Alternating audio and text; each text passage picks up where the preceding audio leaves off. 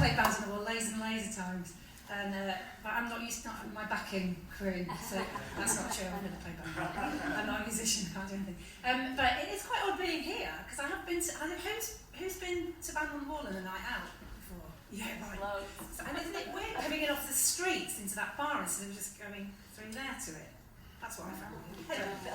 Anyway, so hello, I'm Simone Spray. I am the Chief Exec of 42nd Street, which is a young person's mental health charity based just up the road on Ancoats, but we deliver across the City of Manchester and across GM, but our main contractor, our main work is in the City of Manchester. So I'm going to talk to you a little bit about that today, a little bit about the kind of the system that young people are negotiating and that you might be trying to negotiate on their behalf. Some of the things that are happening in Manchester that are positive and that are sort of leading to some change, hopefully that we can all get involved in. And then I was going to talk a little bit about us as employees and a campaign that some young people in our organisation are currently running, which is about looking after their mental health as they start work. So that's what I'm going to do. So if you want to click me through. So that is our building on Ancoats Street. So as I say, we support young people aged 11 to 25 years old, so that's what I'm going to kind of focus on for the first half of my chat with you. And very importantly, we talk about their emotional well-being and their mental health, and that's something I'm going to kind of bring out as we go through. It is, I think, what we're all very good at doing in this room is not just concentrating on sort of clinical mental health issues, but the holistic look at people's emotional well-being, how that sits in their family, how that sits in their community, which I think is something that we're really well placed to do. And also about this idea of choice and creativity, and I'm going to come back to the creativity thing quite a bit as well, because I think all too often when people are experiencing mental health issues or wellbeing issues, there seems to be one fit for all. So you have to go through to a particular clinical service, which may or may not be the right thing for you. So I think looking at what choice there is available and creating more choice actually within in the communities that we work in are going to really sort of help to support our population, our people with their mental health and well-being. And we genuinely champion young person-centred approaches. I've worked in other places before where we've said that, but we do that at 42nd Street, and I think that's again a theme that we're probably all very good at in the room, but that idea of actually giving people agency and choice about their care, as opposed to saying this is what you are ill, therefore you receive this, in a kind of more deficit sort of way. So, and I guess the idea is we are very locally passionate about our locality at 42nd Street, but we want to kind of change the world. We want to be able to use that evidence base and the work that we're doing to try and change the system and change the way that services are set up. And I think that will come through a bit as well as we go through the presentation. Okay, so these are things that you probably are all very well aware of, but in terms of young people, 50% of mental health problems in adult life, excluding dementia, start by the age of 14, and 75% by the age of 18. So I guess it's just that the logic really for getting it right as early as possible and getting that genuine early intervention in as early as possible. So whether you work with young people or you work with adults, you'll either have come across some adults who perhaps didn't get the support that they needed at the time, or you'll be working with some young people who might need it now. So if you click through to the next one, this is a terrifying slide, which again, you've probably a lot of you seen. But this came out in 2016, and it's terrifying really to think that it could typically take 10 years for a young person to get the support that they might need when they're expressing that they need some help with their emotional well-being or mental health. So if you think in that 10 years, so that could be a 7-year-old, it could be 17, it could be a 16-year-old, it could be a 26.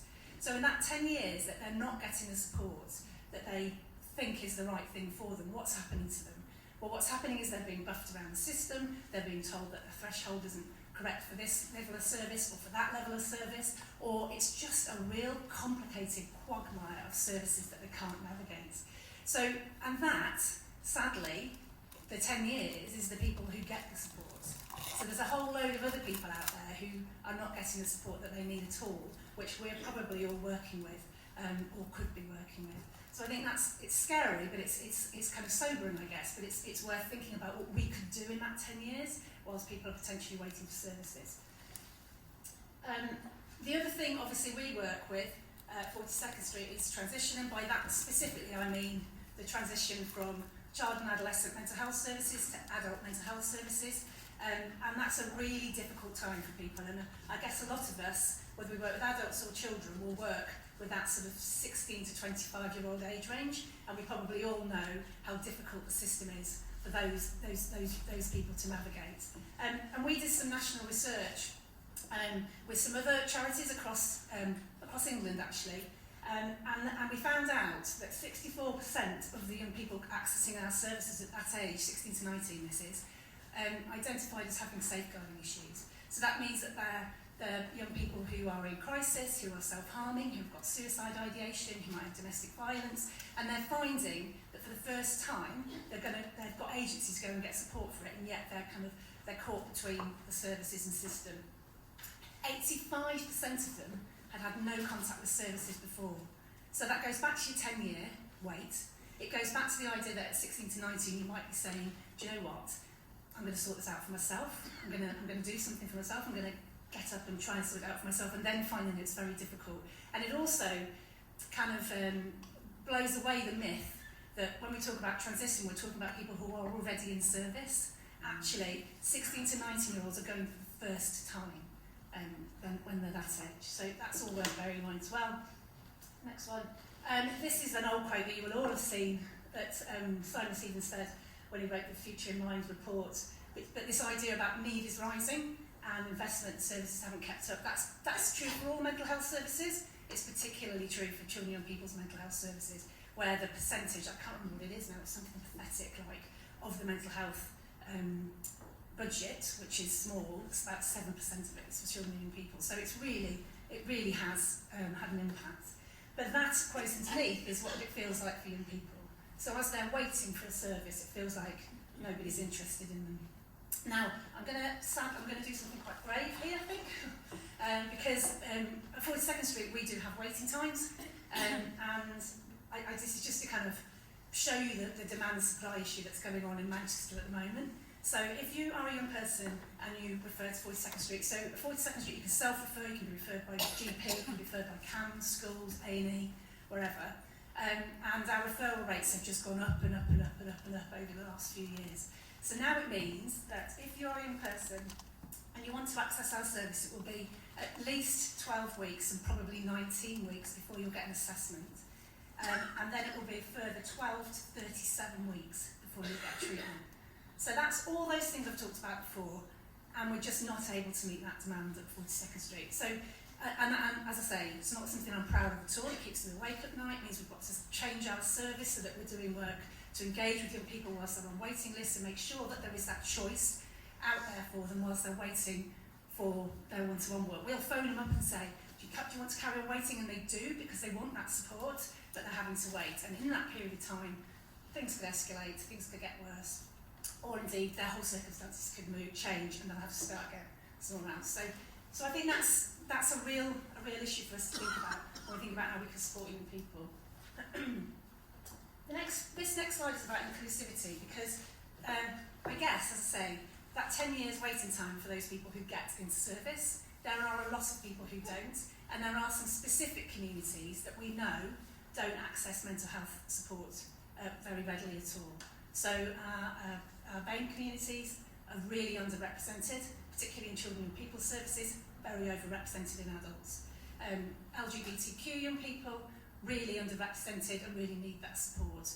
We've just done some work with the Orthodox Jewish community as well, because those young people are underrepresented in the children and people stuff. So I think we have a responsibility as charities, not just to open our doors and expect people to walk in, but to actually do that research and go out and find out what is going on for those communities, so that we're able to change our services and offer something that's much more responsive. That project is about some work we've done with some young black men, and there's 10 very clear things that they're telling us that they need. Things like, we need this in our community, we need to see black role models, and I want to see a male black therapist. Those sorts of things, quite obvious, really, but they've told us that's what we need to do, so at 42nd Street we're putting a project in place to tackle that. But there will be communities that you will work with, that you'll understand really well, that won't be accessing the sort of statutory specialist mental health services, but we can do something for them in our communities. This slide was just really to show you about the diversity issues that young people are presenting with. Anxiety and stress and depression have always been at the top of our list, but you'll see coming in second is confidence and self-esteem. So you're getting those kind of personal issues as well as the mental health issues, and then further down you'll see family problems, attachment issues, those sorts of things. Here, loneliness and isolation never used to be on our list at all. So about 4 years ago, loneliness and isolation was not a presenting issue for young people, but it has come from nowhere, right the way up. And I think what that's showing a bit, depression's gone down a bit, and loneliness and isolation's gone up. So I think people are beginning to see the difference between depression and feeling isolated and loneliness. We've also done a huge piece of national research on this, and I think what we're really beginning to understand is that our generation of young people are feeling more and more dislocated from society. So you look at social media, it does have a part to play, but feeling judged, feeling like something else is going on over here that is better than is you're experiencing, and feeling really left out and dislocated from society is translating into loneliness and isolation for young people. So that's another sort of thing to think about. The bubble on the right is some research, as I said, we did in the Orthodox Jewish community, which just shows that there's a different set of words that community are using around their mental health and wellbeing, that if we're going to put some services in place, we need to address. So that's what that slide's about. This one I'm sure you'll all be very familiar with, but I wanted to put it in because I think when we are looking at holistic services for whatever population, then this sort of 5 ways to wellbeing model is a really good one to look at. Also, quite a good one for us to keep in our heads as well.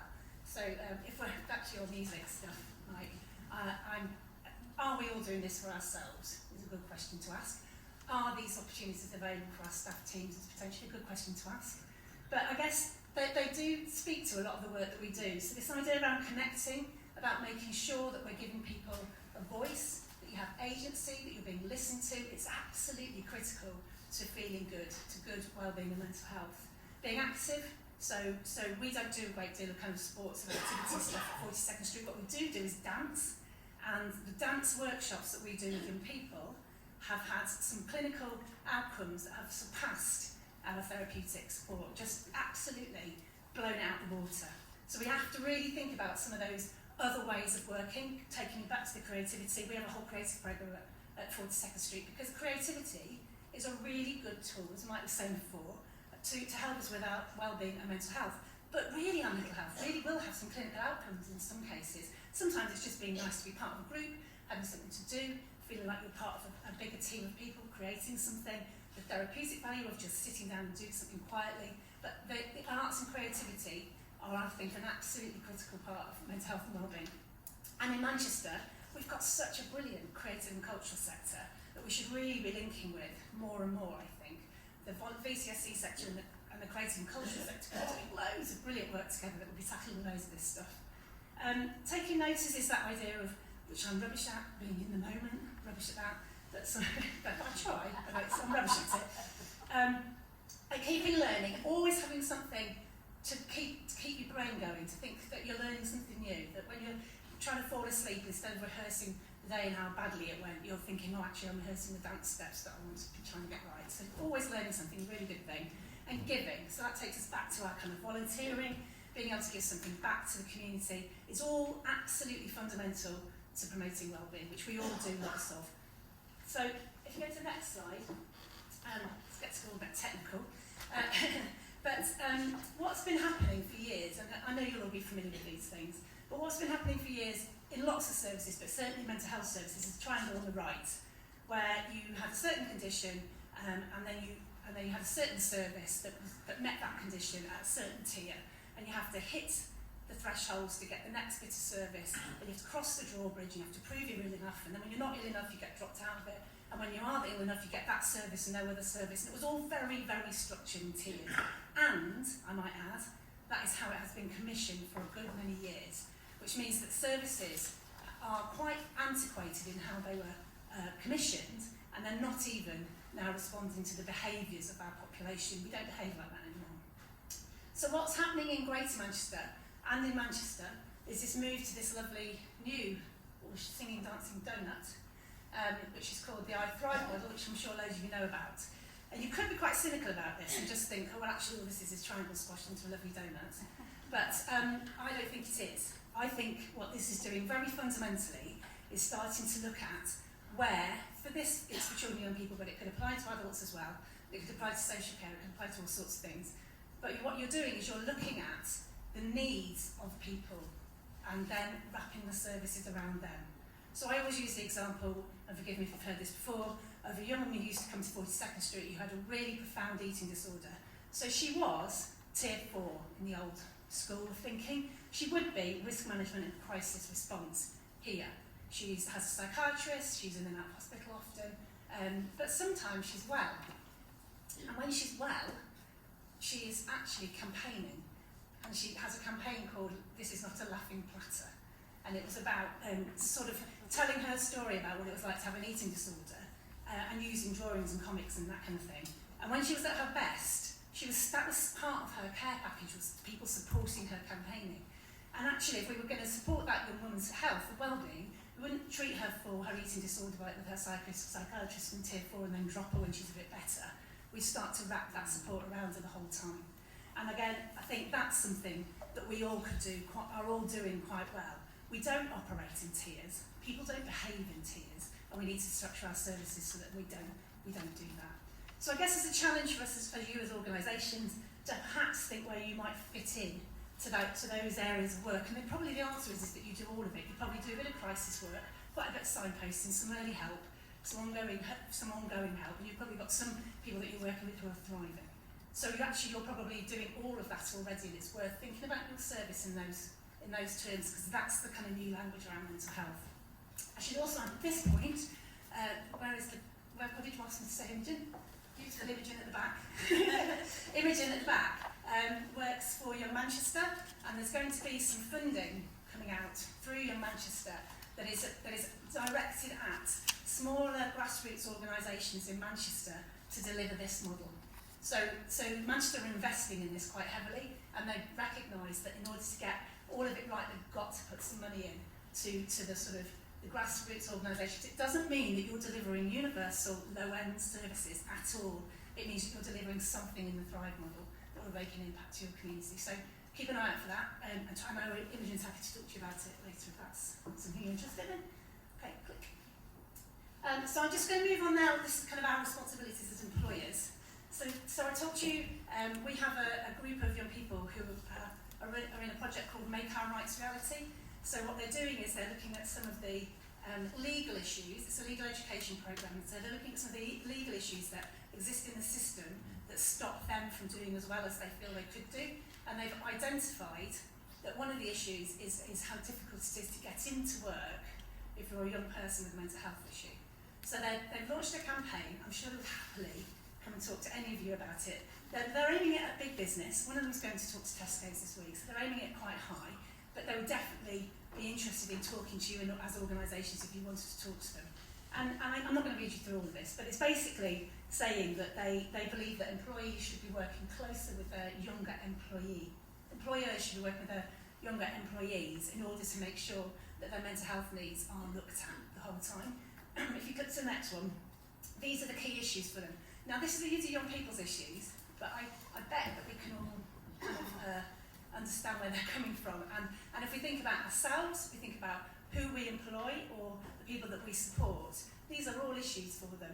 So the stress of formal interviewing processes, have we really thought about how we are attracting people into our services who've got mental health issues by putting in the right type of interviewing processes? Because it's a really big barrier for people who have got any kind of anxiety, social anxiety, talking public, all those sorts of things.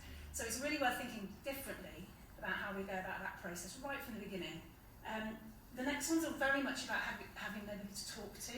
So I think we should be questioning ourselves about how open we are as leaders, how open our door is for staff discussions with our staff around their mental health issues. You might expect, I'm sure it's the same for all of you, 42nd Street, as a mental health charity, we have a lot of issues around mental health with our workforce.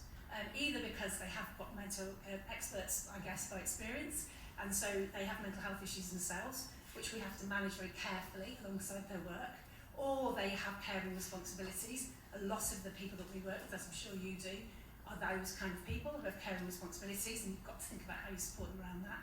And also the jobs we do are stressful. So we have to be really open to saying, God, this is really stressful, we need to support you with it. But that's a real kind of culture, isn't it, in an organisation to make that work. So there's that. And then the last ones are really depressing, because there's lots of just feelings still that of, if I say that if there's anything wrong with my mental health, I'm going to get the sack. So we have to think, and I know, obviously, we all have to have HR processes in place, and you can't support someone ad infinitum if they've got a mental health issue, I get that. But we've got to be doing something about being really transparent about how we can do that, and that people will not be losing their jobs by telling us. And the last one's just about being able to attend appointments, which I guess is something, if you're not able to talk to your boss and you're worried about being fired, you're not going to tell me you have an appointment. So that's where I'm going to leave it, apart from just that last challenge back to ourselves, because I was joking before about not being very good at being in the moment, but we're probably all not very good, really, if we're honest, about applying these things to ourselves as leaders. And I was challenged once in a role where somebody said to me, if you just did a bit less, I'd do a bit less. And that was about the only thing that ever made me think I might do a bit less, because I'm actually having an impact on somebody else. So it's just that kind of self-reflection about what we can do as leaders in our own organisations by leading by example. If you've got any ideas how to do that, please let me know.